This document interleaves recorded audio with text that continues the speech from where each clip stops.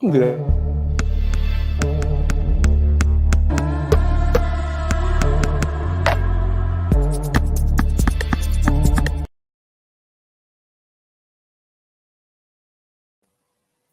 All right. Welcome. I'm Kris Gardner. Welcome to another edition of the Houston Roundball Review presents Folks Talking Sports.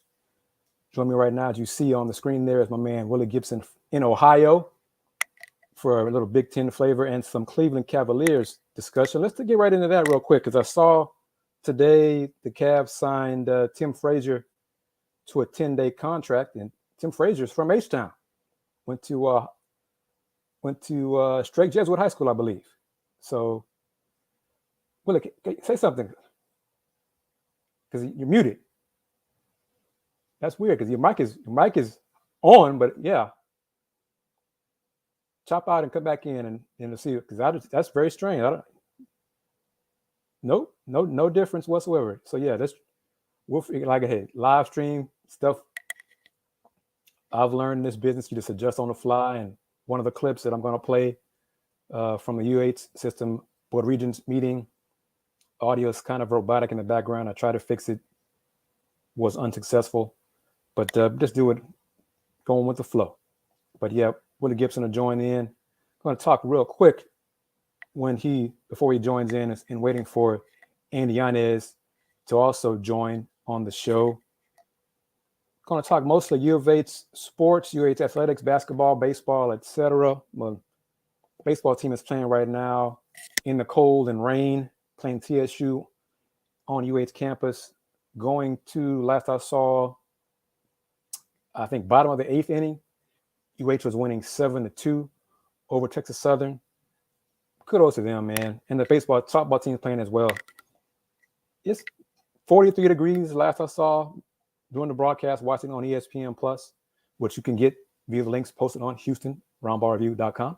By the way, hint, that website affiliate I am part of, ESPN Plus and the family, Disney Bundle also. Softball team players, both teams, baseball players playing outside in the rain and the cold. 43 degrees, feels like 35, and now it's raining. That's why I love basketball, man. Basketball indoors is all for me. Mr. Gibson, how about now? Good. Hear me? You got me? Yes, sir. There we go. We're good. Yes, all right. But yeah, this saying UH baseball playing Texas Southern. Should be going to the 9th inning right about now. 7-2, UH leading. UH softball snapped a 5-game losing streak. They started the season 4-1, then went to 4-6 because they lost 5 straight. But this afternoon/evening, they beat Northern Colorado 9-6 after trailing, I think, 2-0.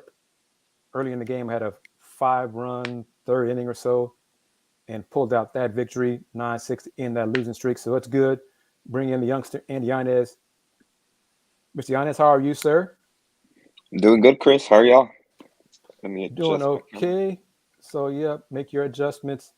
And of course, talking some baseball, some softball, UH softball, all those sports, UH sports. This show is sponsored by Steve Saxenian and the Saxenian family.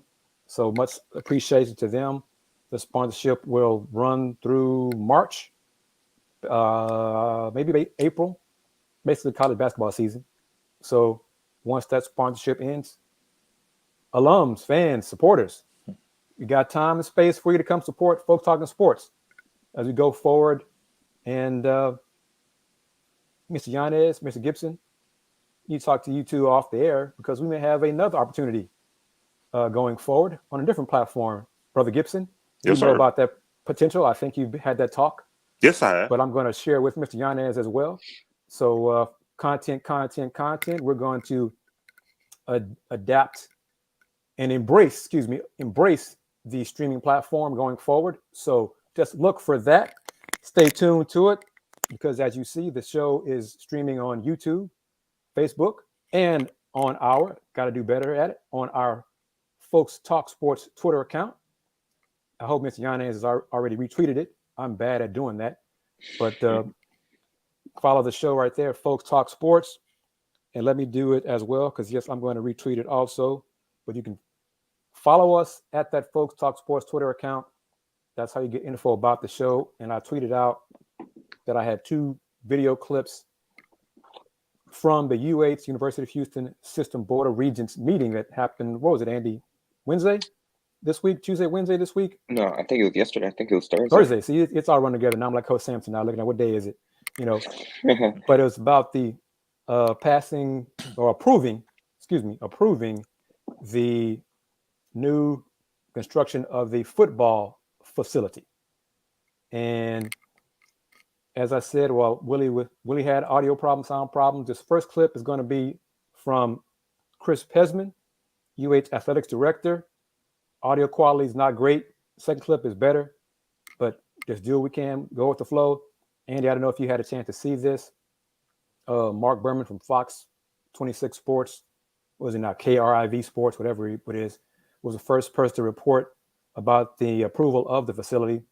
But I was able to get, and the video, the Board of Regents meeting is available on the internet. Okay, so it's there. Meeting was almost 8.5 hours for the Regents. Okay, 8.5 hours, starting in the morning, ended around 4:45 in the afternoon. Jeez. All I cared about, of course, was the stuff pertaining to us, UH athletics and football. So I was able to find that and pull that down. So I'm going to play a clip from AD Chris Pesman. And right off the bat, first things first, this is video I pulled from the meeting. So the name you see appearing, the type, the font, you'll notice a typo right off the bat. Just real quick, notice a typo. That's not me. Just going to show you mistakes happen. We're all human. Just enjoy it. Just ride the flow. But during this clip, you'll see some renderings of the location and planning of the football building, the 10 room types for the facility, 10 different categories, to where the projected cost is $75 million for this. So the plan is to start construction next year, 2023, and be completed the winter of 2024. So first up, AD Chris Pesman. It's about 5 minutes. So just check it out. And if you haven't heard it, check it out. Like I said, just go with the flow with audio. We're high tech. We'll do what we can. Don't hate. Location and programming, and then some conceptual renderings that we've worked through as far as the football operations facility. Next slide, please. So what you see here is the approximate square footage and through the programming aspects that we've gone through for this facility. To be frank, we started this process about 3 years ago, prior to the pandemic, when we hired Coach Holgerson. This was a project that had been considered previously, and something that we wanted to refresh and make sure that we were close to, what is necessary in that facility, wishes and wants, and trying to focus in on what was necessary, not extraordinary. So in this case, what you'll see is it's approximately 100 to 105,000 square feet of space. And these are the allocations approximately, and these are the lows and medium averages to get us to where we are. This facility would encompass dining facilities, locker room, player lounge, sports performance, sports medicine, equipment operations, meeting room, coaches' offices, and the back house, and then also the other, which is the column on the right, that includes lobbies, hallways, all the other spaces that go into the building that you can't truly account for. But in all, this project takes us to approximately a $75 million project estimate for us to deliver this. Next slide, please. So if you take that 100 to 105,000 square feet, this is where we've worked on as a potential site. And really, truly, what this site's based off of is function. For us, is where is it most functional? I know we've had some conversations about areas that might be more visible, and those will be taken into consideration once we get an architect on board and we progress with the project and make sure that we've explored every opportunity. But the current concept and the current idea is that it would fit in the open end of the stadium. As you look back towards downtown from the seating bowl, there's an open area of the stadium. It would fill that in. The front of that facing the stadium would be premium opportunity for us with seating, suite capacity that we have need for. We have immediate demand for that space. And then the area behind it would be the operations facility, the back house facility that would service the football team. It would fit between the stadium and the indoor practice facility. That's where you see it located there. Again, I know our board chair and our president are coming in. So, as I was saying, this is an area that we considered as the most functional, but it's going to explore other options as we get the design team on board and figure out ways to make it more prominent. Next slide, please. These are renderings that we came up with. These are just concepts, but this is the aspect or the presence of the facility in that space and how it fills it in. Next slide, please. So you can see basically it fits between the parking garage and the stadium, the IPF, and the stadium itself, and it's that area that fills in what is now an open gap in that basically the top right-hand corner. Next slide, please. And you can see the back of it. The back of it is that's the IPF on the left with the stadium, obviously, and then all that is new facility space. Scott Street is at the bottom as you try and orient yourself, and that's where that would fit with the approximate square footage and how much space that would encompass. Is there parking on some of that area now, Chris? There is parking where it sits now. It's a tailgate location for us on game day. The rest of the week, it's parking for campus, so there is some impact there. But I think it's in the scheme of things, we can mitigate that impact. Next slide, please. And then that's a concept as you look at the bowl towards back into that area and a concept of how we would attack or provide some additional premium seating opportunities. And I think that's it. Next slide. I think that's it. So, thank you. Thanks. And while we have a companion item in finance that we'll talk about, just as a reference point, the project is slated to start construction in the summer of next year and complete by the end of 2024. That completes this item. So any other questions? I know we're going to get in the Finance and Administration meeting more specifics on that. If not, may I hear a motion to approve this item as presented? Is there a second? Second. All in favor? Aye. And anyone opposed? This item is hereby approved by the committee. So we're fancy. We're fancy like that, Mr. Gibson. But Andy, real quick, from an alumni perspective, your thoughts on Chris Pesman saying there's already a demand for suites, and there's already ready to mitigate the parking spaces for tailgating that will be eliminated by the construction of this new football facility. Thoughts there? Already the demand. Yeah. Well, I'd imagine that then it must be their top end season ticket holders that are trying to acclimate and I guess essentially explore something new. They would come to the facility from the renderings. It looks like it's going to end up connecting to the stadium. So it's going to be essentially a cool addition to TDECU Stadium because it looks like it connects directly from honestly where how they describe it, like the outdoor field where players can walk through. Yeah. And then I'm guessing at the top there's also going to be additional seating from what the renderings look like. So I'm not gonna lie, I'm not gonna hate it. The designs do look cool. As for the parking aspect about it, I laughed where he said that yes, during the rest of the week that strip right there that's used for parking will obviously be removed, and they'd find ways to mitigate that, which it's interesting. Maybe that's why they're building all those parking garages across campus, which are more expensive than the open roof, open parking spaces, at least from when I was there. But I get like the final slide says it all. We are Big 12. And let me pull it up, see if I can pull this up as a still. Well, go ahead. What did you What do you think about what you saw / heard? Yeah, I'm confused. I thought I had confusion, honestly. And I'll tell you why. I hate to be that guy, but he said he showed the square footage, 100,000, 105, and the delineation, the breakdown. And then he said, yeah, this others will when we bring an architect team on board. I'm like, they don't have an architect team yet.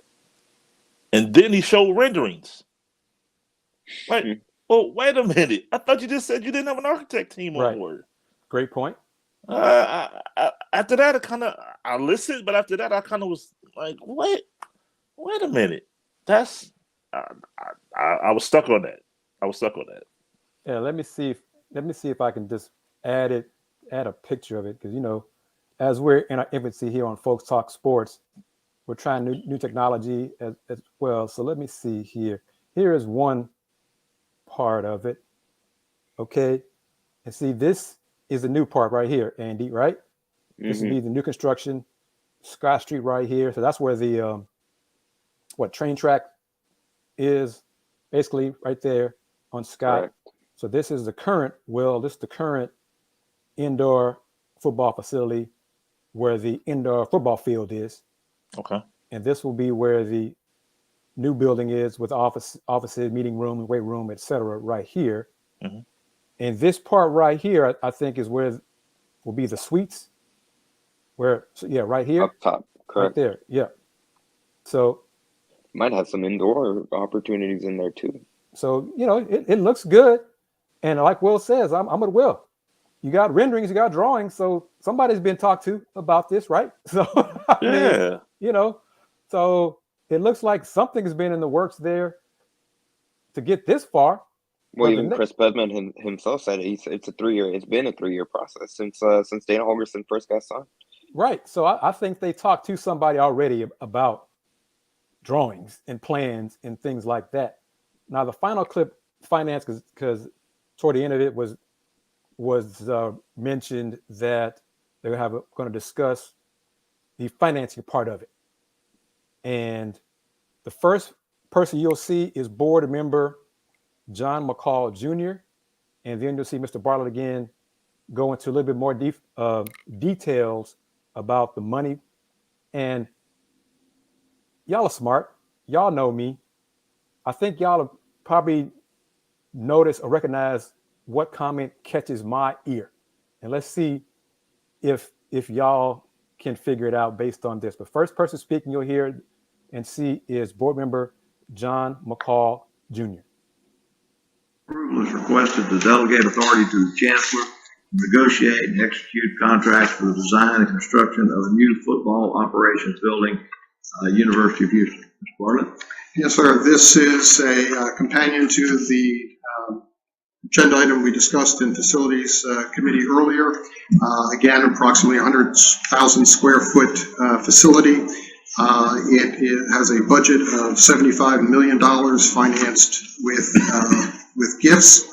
If on that, you can see right there the breakdown of the $75 million in terms of where the costs will lie, most of course during for construction as well as A&E fees. The proposed schedule, we would complete design in summer of 23 and then move forward with construction, with completion expected in the winter of 2024. Happy to answer any questions on this item. Any further questions from the board? May I hear a motion to approve this item as presented? So moved. Second? All in favor? Aye. Opposed? This item is hereby approved. Okay, so what caught your ear? Financed with gifts. Yes, sir. Yes, sir. 75 million financed with gifts. Yeah. Andy? What kind of gifts? Donations? What are we talking about? There we go. Finance with gifts. Who are these folks who have this kind of money that just gifts? But I think, how long ago was it where Chris Pesman said, when he was discussing the plans for the new football facilities, that there was a major contribution that would be announced once I guess once this meeting took place with the Board of Regents, so I guess that'll be like, what's the term? The Kickstarter, basically. That major donation will be the kickoff for this. So must be one hell of a gift, Mr. Gibson. Mm-hmm. So I wonder how much that gift is. I'm not really concerned about where the gift is coming from, but yes, gifts. $75 million for the payment of the construction of the new football facility from gifts. Mm-hmm. I'll love to receive that gift. Absolutely. Yes. We need gifts like that here at Folks Talking Sports. Definitely. And meanwhile, buildings on campus like Agnes Arnold and other buildings are dilapidated and run down and older than me and in dire need of renovations. But I just tossed it out there for further conversation. So yes, perhaps other gifts can go toward renovations of those old buildings. But that's just another point for another time. And it kind of like he snuck it in. Like he almost didn't want to say it. He was like, yeah, financed with gifts. And then he immediately went on to his next point. Like, yep. Wow. So we're talking about that because in the news, and it's going to lead into the next part of the conversation. But yes, Rocket fans, we know Rockets are playing Orlando in a battle for ping pong balls tonight in Orlando. Rockets are trailing Orlando at halftime, 58-51 after leading at the end of the first quarter by, I think, 6 points. So got 24 games left in the Rocket season, excuse me. Just your thoughts real quick. Do y'all think the Rockets are, and my man D-Skills H-Town, and before I get to it, did you have a chance to see the pictures, the renderings, D-Skills from the stadium and where it's going to go? Because if not, I think I could pull back those. I could freeze the video, and so you can see it if you missed it. But yeah, Rockets last 24 games. Priorities: to win, develop, and lose, and get as many ping pong balls as possible. What are your thoughts? Yeah, you want to definitely get as many ping pong balls as possible because winning for what at this point? I mean, you don't want to outwardly say you're going to tank, but what benefit do you have to win at this point? Andy? No, yeah, for sure. The remaining portion of the schedule, what you want to see is improvement from Jalen Green, more consistency from Jalen Green. Alperen Şengün obviously has to close out the season good from Christopher Tate, all those kinds of players. And if they manage to win games, that doesn't really matter. You just want to see improvement from those guys. Oh, Andy, it matters if they win games. Mm-hmm. If they win too many games, it matters a lot because this draft right now is not considered deep enough to pass 5. Honestly, you got questions past 3. Chet Holmgren, Jabari Smith, and Paolo Banchero. After that, currently the consensus is everybody's pretty much the same. Just throwing it up. Yep. There's not an elite talent past 3, but the draft is in June, so based on who comes out, that things may change. But comment here, and we'll get more into. Now we're going to do some Big 12, Mr. Gibson talk. Rockets need to lose every game but show progress in the first 3 quarters. Well, they did well in the first quarter tonight, so maybe they're going to do reverse. Show progress in the first quarter and then stink the second through fourth quarters and get the most important L going forward to get those ping pong balls. Unlike Detroit last night, who, Mr. Gibson. We're doing that? We're doing that. Okay. They decided to win a home game and beat Cleveland. Andy, that Detroit beat Cleveland last night? That team that Will Gibson covers, Cleveland? Yeah. Me and you, Will. Me and you, Andy. Man. Detroit beat Cleveland. My Pistons beat his Cavaliers. I'm just saying that right between me and you in the audience. Andy. Well. So I'm just saying that. But anyway, and I think that's the second time Detroit's beat Cleveland, right, Will? Isn't it? It is. It is. Okay. But, it's two losses Detroit should not have gotten because they need to get ping pong balls as well. But, okay. Big 12. Going to put it up. Well, no, first let me do a segment. I'm going to keep it on screen. Got to pay that bill, make folks happy. Make us happy because of sponsorship, and that's the important thing. Because, once again, Steve Saxenian was kind enough to support us. I want to, something we don't do. Going to salute the UH swimming and diving team. Will. Yes. I don't know what the term is. What is it? If you win 6 straight championships, is that a double three-peat? Is that a septuple-peat? I don't know. Whatever it is, that UH did it. They won 6 straight American Athletic Conference championships. And this one, they won by half a point. Ooh. They scored 866.5 points to SMU's 866 points. Mm-hmm. But it doesn't matter how big your margin, as long as you get the dub. So first-year coach Tanika Jameson was named the Americans Women's Swimming Coach of the Year. Diving coach Bob Gunter was selected as the Women's Diving Coach of the Year. And Mary Catherine, her family's Catholic, Mary Catherine Jurica, Jurica, Mary Catherine, pronounce your name wrong, my apologies, was named the league's Freshman of the Year.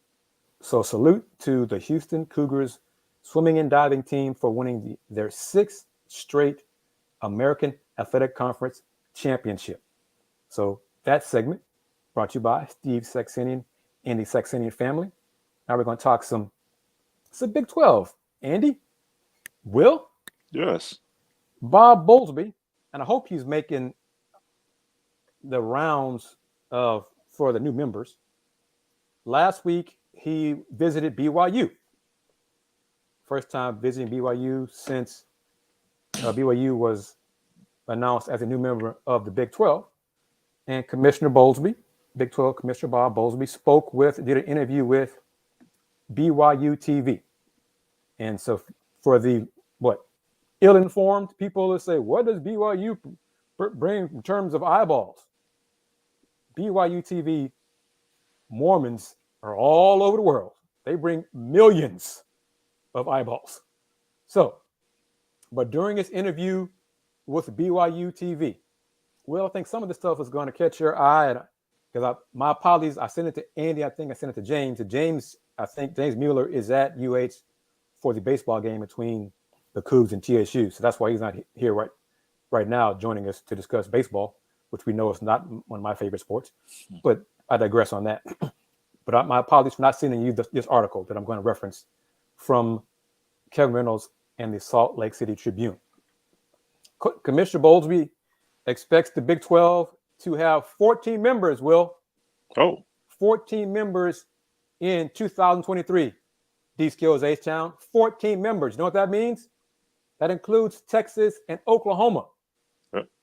Okay? That's in 2023. That means football is going to probably have a round-robin schedule, breaking into divisions for football, not necessarily for basketball. Kind of curious about that. But the athletic directors from each member school will get together this summer to vote on having divisions and whose divisions, what the names of those divisions will be. So right there, what are your thoughts on that? The names of the divisions, or just all of it? The total? All Texas of it. and Oklahoma being members in 23, rather than paying $75 million each to get out early. Any of that? Yeah, I mean, I think Texas and Oklahoma probably are like, why? Why would I spend that money? They're gonna make the money regardless. So they're, we'll be there when we get there. It's probably their mindset. So I'm just reading this.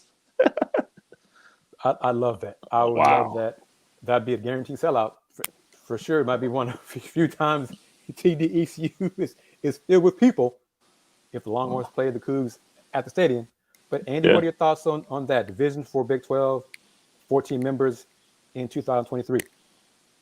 No, I love it. And one of the other things that caught my eye from that article is that apparently they're gonna announce their conference schedule in October of this year, which is jumping the gun, Andy. You're stealing some of my thunder, man. That's gonna be a teaser for Will Gibson. Uh-oh. Well, I just ruined it for Will, but that's exciting, and especially like I said, if you can get UT and OU to stay, especially barring it brought up a lot of legal possible repercussions, which would keep UT and OU still being in the Big 12 when Houston and UCF and Cincinnati, along with BYU, join the conference.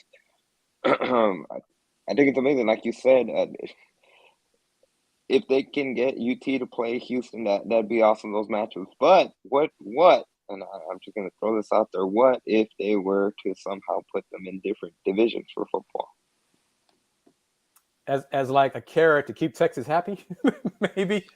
But at that point, they're leaving anyway. I don't care about them being happy. You know, whatever. You're gonna go where we want you to go. We want you to play U of H.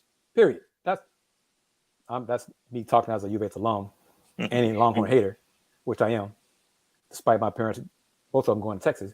But I digress on that too. So $75 million is a lot of money. Could the TV people, ESPN, cut Longhorn? Well, probably the Sooners a check and say, maybe we'll cover you on this. Maybe UT and OU get a gift. Yeah, the gift. Yeah. Maybe some of their oil money can people can give them a gift as well. But yes, Mr. Gibson, since Andy stole my thunder on that one, I was going to be a tease about. Yes. Well, let's talk about that real quick. About the plan is for the Big 12 to release their 2023 football schedule this October, as opposed to, and that would have, I guess, Texas, Oklahoma on it, which could be a similar scenario, well, not really similar because we know they're leaving and they gave notice, to what the mess going on in Conference USA with Marshall, I think Old Dominion, other schools, the third school leaving for the Sun Belt, Marshall now suing Conference USA. You know, we're gone. We don't care that y'all put us on the schedule. They released the schedule for this year last week or whatever, included Marshall, included the 3 departing members. And Marshall said, oh, no. We told y'all we were leaving. We're going to be in the Sun Belt. We're leaving July 1st. Y'all don't want to meet with us. Y'all don't want to pay our exit fees. Y'all don't want our money. So we're taking you to court. And they won one court case in the state of West Virginia. So the only folks that are going to be happy about this resolution will be the lawyers, because at some point, Conference USA will realize they're fighting a lost battle. So it's a bad look. I mean, you know, you can say what you want. Yeah, it's not fair to the other schools in terms of scheduling, but the schools that you have still in the conference, some of them are leaving too. So they don't care. They're like, whatever. We're gone. Like Rice is leaving for the American next year, basically, 2023, July 1st. That's their goal, because Michael Resco wants those 6 schools to help replace UH, UCF, and Cincinnati. So Commissioner Resco, he's like, yeah, let's work it out. We're going to do better than Conference USA. But just your whole thoughts about the whole mess that is how Conference USA is handling this. Either one of y'all. Will, you first, whoever. Jump in there. Yeah, it's crazy. I mean, like you said, it's almost like the I hate to use this analogy, but the jilted boyfriend. Like, I don't want you to leave. I'm going to do whatever it takes. It's like, no, she's gone. She's gone. Just take the L, keep it moving. It's like, you know, like you said, the only people who are going to be happy are the lawyers, because you're fighting a lost cause. At the end of the day, they don't want to be there. Right. So why try to make them stay where they don't want to be? This doesn't make sense. Andy? No, we'll use the perfect analogy, like the messy divorce, where one side's trying to keep the schools to stay longer and to force them to play the conference schedule. The other parties, certainly Marshall, they're ready to move on to future endeavors. I mean, like you said, it's going to be a long, dragged out battle that honestly, for Conference USA, it's going to be an uphill battle. To at the end of the day, it's probably going to result in those schools leaving anyways, like as they planned. So, and the exit fees, the monetary compensation that the Conference USA wants from these 3 schools is not a huge amount. They might spend as much money paying the lawyers than they would get from the schools. Right.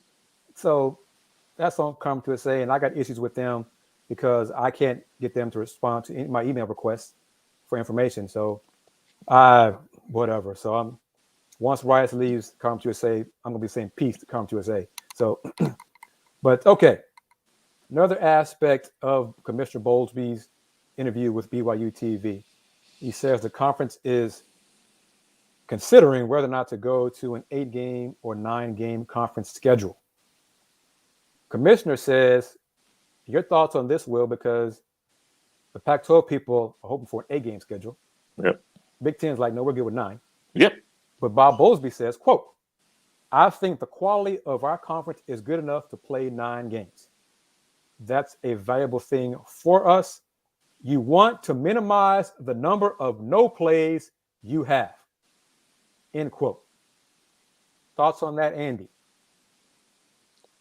A 9-game conference schedule, especially if it's the first, especially the first few seasons when you'd imagine they'd have the 14 teams available. I certainly agree that they're going to be deep enough to be able to run a 9-conference schedule. But I think once UT and OU move on, would it be deep enough to be able to run a 9-conference schedule? For football, I'm not entirely sure. I think for the first years, depending if OU and UT stay, I agree with it. After, especially when, if they choose to still be in divisions, I'm not so sure. All right. Well, what do you say? Because we can chop that up in a second after you comment on it. Yeah, I agree. The 9 games, I think it's with anything in college sports, it's revenue. It's revenue. So, it happens here in the Big Ten, the 9-game schedule. Big Ten has 14 teams, but that's another story. It's about a revenue piece. There's a 12-team league, and that sustain a 9-game conference schedule. Probably they can make it work however they want it to work, but I think it'll work. It'll be fine. It'll be fine with 12. Yeah, Andy, because let's consider it just off the top of our heads. You got Baylor, Houston, Baylor, Cincinnati, Baylor, TCU, Baylor, Oklahoma State, Baylor, Texas Tech, Baylor, BYU. That's probably 6 right there. They can get 3 more conference games out of that. UCF tossed in there. I think they could get 9 good conference games. And then, somebody's got to play Kansas in football. So, Kansas is coming. Well, it's about time they need to. It's time for football to do something instead of just carrying basketball's bags. I think they could do it. Andy, thoughts? I think it can be done, but it has to, especially for BYU for the most part, has been at a sustainable level when it comes to football wise. But Cincinnati still has to prove now that they're going to have Desmond Ridder is leaving. It's going to be interesting to see how Luke Fickell kind of rebuilds the program, for lack of a better term, and then Houston and UCF. Houston for sure certainly has been at a low point for the last few years, barely showing progress that they're building up, and UCF has kind of taken a couple of steps back. So I think if you see that progress, that jump from those programs, I could see it happening. But like you said, I think there's got to be overall improvement for the conference to be a viable, strong 9-game conference schedule. You're just being a downer. No, and to that point, Kansas and Houston, one of those schools are going to have a chance to make a message this season. When is that game? The Kansas UH game? Let me see if I got it in notes somewhere in one of these. Here we go. It is September 17th. In Houston? In Houston, yes. Ooh. Yeah, okay. Andy, you forget. UH beat Auburn. Auburn, SEC Auburn. Middle average team, but still, it's an SEC team, Andy. Come on, Andy. Didn't like half their team enter the transfer portal? Oh, Will, you get into semantics, Will. Come on now. It's an SEC team, Will. Yeah, okay. UH, who didn't UH? They didn't have Marcus Jones and they were without the defensive lineman too. The big, was it Logan Hall? Yeah, Logan Hall. He didn't play, so yeah, they were missing 2 key guys too. Will, wasn't like 5 or 6, but still. Mm-hmm. All right, a little bit more info here on Folks Talking Sports from Commissioner Bob Bowlesby, Big 12 Commissioner Bob Bowlesby. The Big 12's media contract with Fox and ESPN runs through the 2024-25 season. This summer, the conference will start planning ahead to see where it will lend its future media rights. Lend the rights. That's funny. So that's interesting turn of phrase there by Kevin Reynolds of the Salt Lake City Tribune. But Commissioner Bowlesby indicated the conference is open to leaving Fox and ESPN for a different company. The Big 12 won't box itself into only linear networks. Well, it doesn't do right now because Big 12 on ESPN Plus. But anyway, it is also looking at streaming options as the media landscape changes. Well, ESPN Plus, Big 12 on ESPN Plus. The Big 12 was the first conference to put over 100 of its games on a streaming platform. And Andy, you and I know how much better the Big 12 promotes its streaming channel compared to the American. And it won't be an issue once U of H is in the Big 12. So look forward to that day, July 1st, 2023, when we can go to, 5 different categories on the Big 12 network. You got on-demand, original programming, games, and 2 others. So much better than the American. American has like 2. No original programming and games. That's about it. Yeah, But I think the American only has upcoming and on demand. Yeah, something like that. Commissioner Bowlesby sees value in streaming football and live sports on traditional cable channels. Football generates about 80% of the revenue for the Big 12. Quote from Commissioner Bowlesby, owning live sports is a good thing. Linear channels are always going to be valuable. They just fit differently than they have in the past. We'll welcome a group of suitors out there, and I think we will do well when it's time to go to auction. So that's the reason for not going, just being beholden to ESPN and Fox.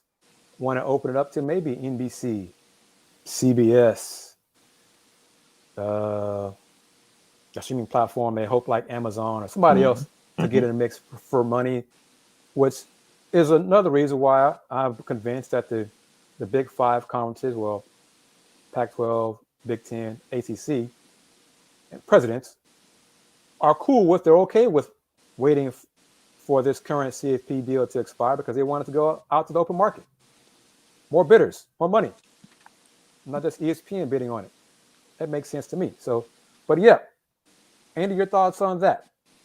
The future Big 12 deal, possibly leaving ESPN and Fox to go somewhere else for the content providing their member schools. I think that streaming comment honestly might be a foreshadow, especially not just the Big 12, but overall where you see, I think even with the NFL, like they're going to start streaming Thursday Night Football on Amazon. That's going to be something that a lot of these entities, the different conferences, different sports leagues are looking to do, especially with so many streaming platforms that are available. I think certainly it's wise to keep the door open for all these platforms. I mean, there's so many different. I'm sure they could get one that'll give them a significant amount of money to stream a significant portion of, especially whether it be conference games. Not just in football, but on the other sports too. I think that's going to be something that's going to be more common in the next few years. Agreed. It's going to be more common, and Rockets have tied up Orlando at 74 halfway through the third quarter. So somebody's got to win this game. Ping pong balls are on the line here. Team with the third best record going against team with the worst record. But, Will, I think you sent it to me. I read it as well. NBC, right? It was NBC Sports. Yep. Was rumored to be in discussion for the Big 10, right? It is. Yep. $1 billion. Big 10, how much? $1 billion. Hear that, Andy? $1 billion. Big 10's contract comes up first. Yep. right, Will? It does. I think Big Ten is first. Who's next? I know the ACC is last. I know that for a fact. They're like 2036. 32, 36. Yeah. Bless them. I don't know why they agreed to that deal. But Big Ten, It's the SEC. SEC it's either SEC or Big 12 and then Pac-12. Pac-12 is 2024. Yeah. They're after the big boys, the bigger boys, Big Ten, SEC. But we know that the SEC is going to go to ESPN. So they're leaving CBS and they're getting that $300 million, right, per year, something like that. Yeah. Whatever, yeah. But NBC Sports, Andy, could you see, Will, what do you think about that? What are your thoughts? Could you see the Big Ten leaving Fox and ESPN for NBC? I can, and it's a precursor to add Notre Dame to the Big Ten, is what it is, because Notre Dame will still be on NBC. And with the Big Ten joining there, it's kind of a carrot dangled out there to say, hey, come on with us. We'll add another team to get to 16. So, well, you're kind of pouring water on the ACC's dreams, man. All right. One of the reasons the ACC did what they did with the pouring water on the expansion was because they want Notre Dame to join them. Yeah, I used to want to marry Janet Jackson too. So, you're breaking some folks' hearts there over in the Atlantic Coast Conference. But Andy's comment is legit, is accurate. Streaming platforms is a wave of the future / current to present. Mm-hmm. But linear programming is still more available than streaming platforms. Super Bowl is still on linear TV. Still gets massive ratings. Streaming is good. Netflix is good. All that kind of stuff. ESPN Plus, etc. But the numbers just aren't the same yet. There's still more eyeballs on linear TV than streaming platforms. Andy, do you think your generation will flip-flop that going forward, and it'll be more people watching streaming than on linear TV? I could see that happening, especially just with, again, like there's literally most outlets that have their own streaming service. Where you talked about NBC, they have Peacock. You mentioned CBS, they have Paramount Plus. Fox doesn't have one yet. Obviously, of course, ESPN has ESPN Plus. I think that's just the way that's going to be more common, especially as the years move forward, barring anything catastrophic happening. But I digress. When it comes to streaming platforms, it's so much more convenient for people in my generation because literally it doesn't matter where they are, as long as they have connection to the internet, they can pull it up on their phone. They can watch the game on their phone, and it's going to be much more easier where the old linear channels, again, they're kind of evolving with the change as well.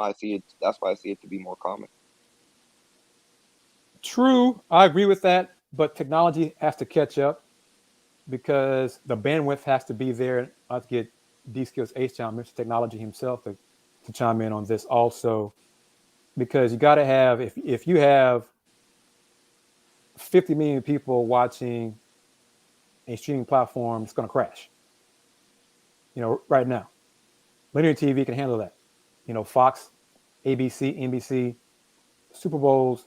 At some point in the future, probably more likely in Andy's lifetime, as he gets older in his 50s and 60s, maybe a little sooner, I don't see the big game going to a streaming platform. I see it staying on a linear platform because, as I said, and these skills, you got to have more broadband all over the place because, heck, one of the issues and complaints from people in rural areas regarding ESPN Plus is they can't get it. They can't watch it, in those country towns where there's not internet access or at least a strong signal. So that's got to improve. technology has to adapt to that, evolve in that. And this is also true in neighborhoods in Houston that cannot get high-speed internet. Mm. And, many of those are in the hood, in ghettos. Then you go further out, it's also an issue. So I think it's inevitable, but technology has to catch up with it. So we'll see how that happens, where the money goes. Talking about these future contracts, I was listening to Mark Stein, NBA beat writer, covers the league now. He used to cover the Mavericks. Mentioned during his podcast that he's heard rumblings, and check this out. He's heard rumblings. The current Will, Andy, D-Skills audience, those watching on Twitter, on Folks Talk Sports, the current NBA TV deal, media rights deal, is 9 years, $24 billion. Mark Stein mentioned, because media rights is not his area of expertise, but he said he's heard that conversations for the next NBA deal are around doubling that. Doubling the $24 billion for the next deal. One outlet or two, and even Mark didn't agree to this, it's a possibility, even tripling that. So instead of $24 billion, looking at $50 to $70 billion in the next NBA deal. Think about that. And see, this was my reaction. Double. Yes, double. That's despite the fact that ratings aren't great on linear TV here in America. Yeah. Let's be real about that, because football is king here in America. But the fact that doubling that is being considered a possibility for the next media rights deal for the NBA, it's never going to be the NFL here in America. No. But it's still live sports. And live sports is content that people don't zip through the commercials. Advertisers love that. That's what they love about live sports. So can you imagine doubling that? Owners like Jim Fertitta got to be just grinning from ear to ear. Players too, because that's going to be a boost in the salary cap. Yeah. But just imagine from $24 billion to potentially $50 billion on, let's say, an 8 or 9 year deal. $50 billion. Yep. Thoughts on that, Andy? And that still might have obviously a streaming component, but it's still going to be linear TV, Turner Sports. They may go elsewhere. They may try to get Fox involved, or may go back to NBC. So more bidders you have, puts up the money. But let's talk on that. Andy and Will, we're going to wrap it up here next few minutes, try to get out here top of the hour so I can get ready for the end of the Rockets game and prepare for post game. Chris, like you said at the beginning of the show, what is king? Content is king. And like you mentioned, especially when in regards to live sports, the NBA especially, I guess this really wouldn't affect much in terms of TV contracts, but just even though if the linear ratings are down, just the overall engagement that just the sport itself of the NBA gets, whether it be on social media, it has become a lot more of a global game. And like you mentioned, because of that live component, especially for teams in big markets that have good teams, they're going to have a lot more people tuning in. And like you said, they're not going to be, you can't skip through commercials during the live game. And that's certainly what makes it more attractive. And as the game continues to expand, continues to get more eyeballs, whether it be overseas and nationally with the younger generation, it certainly seems like the NBA has that connection with it's kind of become more of a pop culture, honestly, more than actual diehard basketball fans, in my opinion. And I think that's contributed. Well, what do you think about that, as well as a comment on the screen about sports really is the only content that attracts numbers from all demographics? Yeah, that's true. I was reading that, and you go back, and I kind of tie both of those in. Andy's comment as well as the skills. Last week, NBA All-Star Game, you show Celebrity Row. Now, you show Celebrity Row at an NFL game. It's A-Rod and J-Lo. It's Shaq. It's LeBron, Steph Curry. It's Roger Goodell and a Fortune 500 CEO. But you go to the NBA All-Star game, it was Fat Joe, Weezy, Jadakiss, who else? I mean, it was A bunch of internet stars. Internet stars, Ludacris, Migos, the Luda, I haven't Migos. seen Luda in forever. Yeah, DJ Khaled, Mary J. Blige, Magic Jordan. Yeah, but so it brings in all demographics. So with that double, I think that's actually, when I heard that, I kind of was taken aback, like, wow, double? That might be a little conservative. It might be approaching that triple. Who do you think, would it stay on Turner? Could you see it go back to NBC? Let's combine it, because if NBC bids for the Big Ten, yep, and that's just football, right? Big Ten football. That's not. It is. Okay, that's just Big Ten football for $1 billion. So that's their Saturdays. So NBC would have enough for NBA basketball. Yeah, that's only $1 billion. We're talking about what? 50 billion. 50. Yeah. So over 9 years, that's what? About six a year, a little under 6. 5.5. Yeah, 5.5. Yeah, 5.5. 5.5 to 6. If you go a little higher, if it gets triple that. Just add more gifts. Yeah. Yeah. Get that gift from I'm sure D Skills H-Town. Have you got your refund back for your deposit? Your $75 money deposit you put on football, D Skills? What are we gonna say, Andy? No, I was going to say, and I also think that they would make it lucrative, especially like we mentioned in the topic in terms of streaming platforms. Say the NBA looks at other outlets, whether if they choose to move away from Turner and going back to NBC or some of these other outlets. First, they're making a bidding war because, like I said, the NBA gets so much exposure, but then that other component of owning that content is probably going to be it's got to be lucrative or attractive to those companies itself, just being able to have those rights to those. Like you mentioned, going back to Turner, like every Thursday, occasionally Tuesday, that at 7 o'clock there's going to be some NBA game on TNT.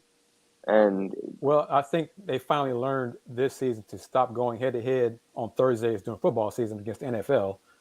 So they moved that to Tuesdays, and then not have Thursday games until NFL regular season was over. So they learned that. So go ahead, Andy. I don't know, but even then, going to ESPN, like on Fridays, usually there's a game on ESPN, or Wednesdays, one of those days, especially as, once football season ends and the Super Bowl's in the rearview mirror, it becomes much more NBA centered. I think that in itself has got to be attractive to these different companies with whatever they're trying to just have that content or have that exposure on their platforms.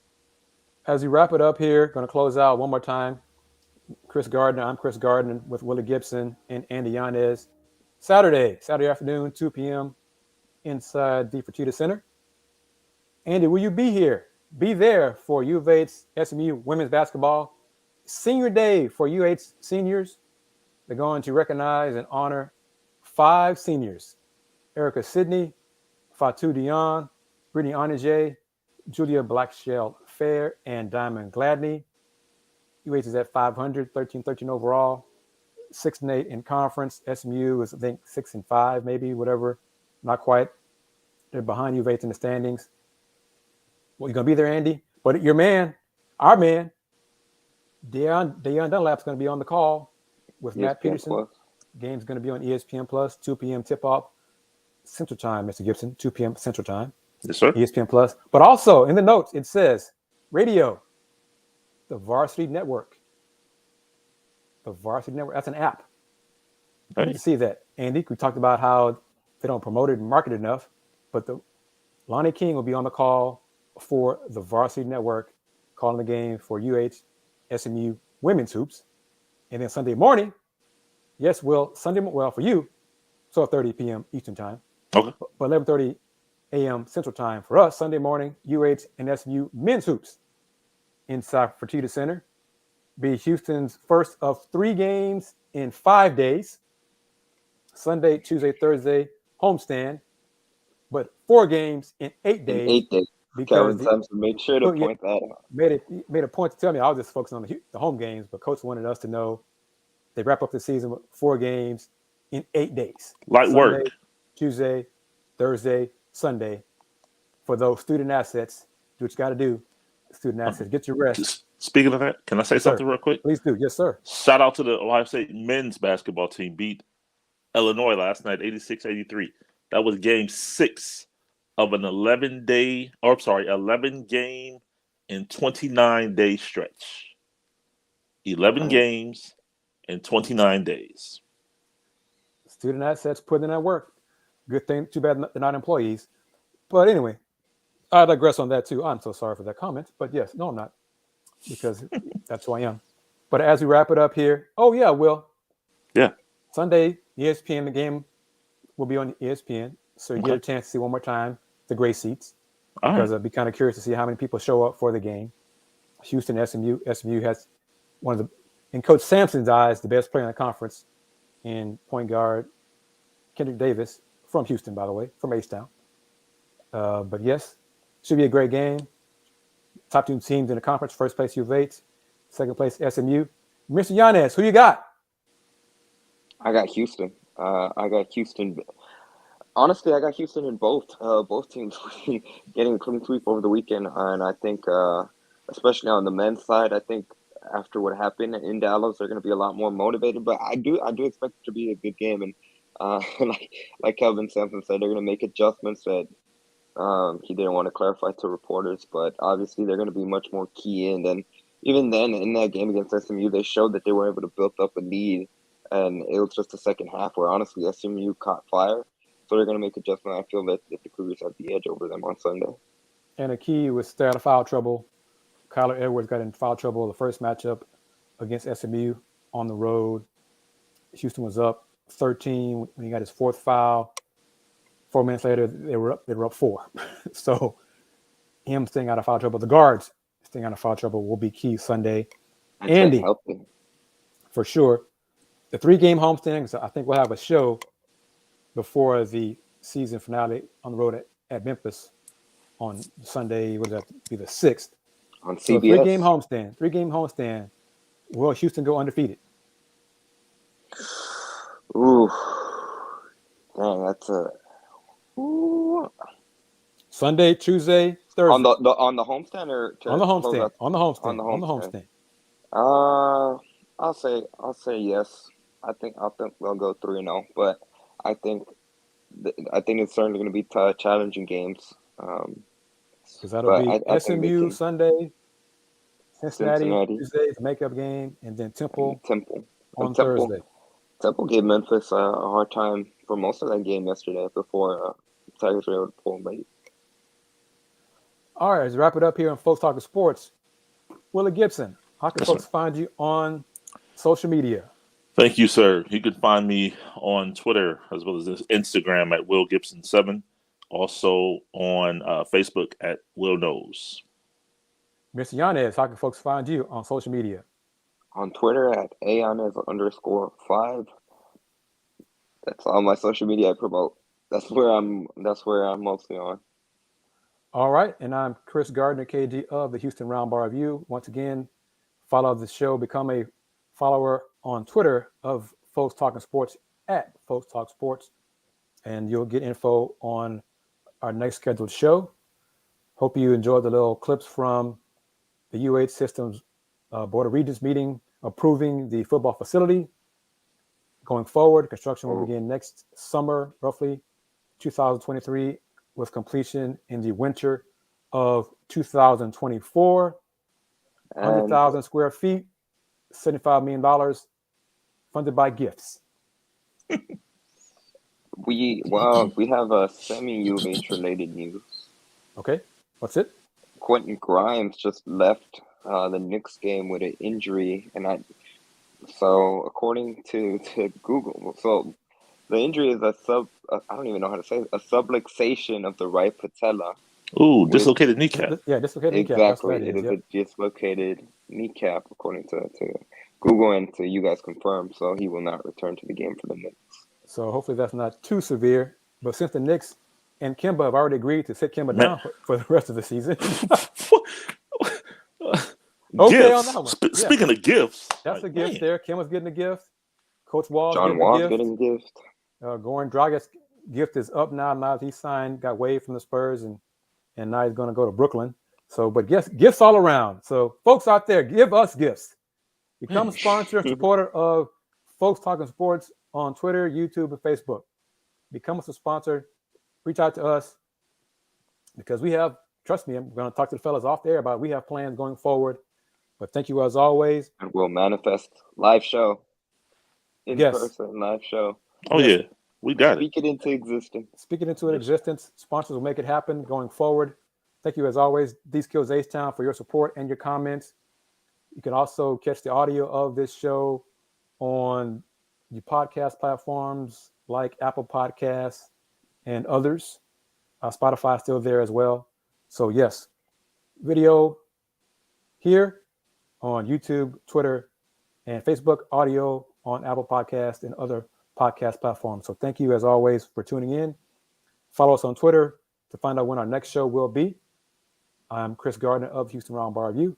Been around since 1994. That's the Houston Roundball Review. I'm old as dirt. I'll be 50 on March 14th. So more than double Mr. Yanez's age. But yes, thank you very much for tuning in. We'll see you next time. Take care.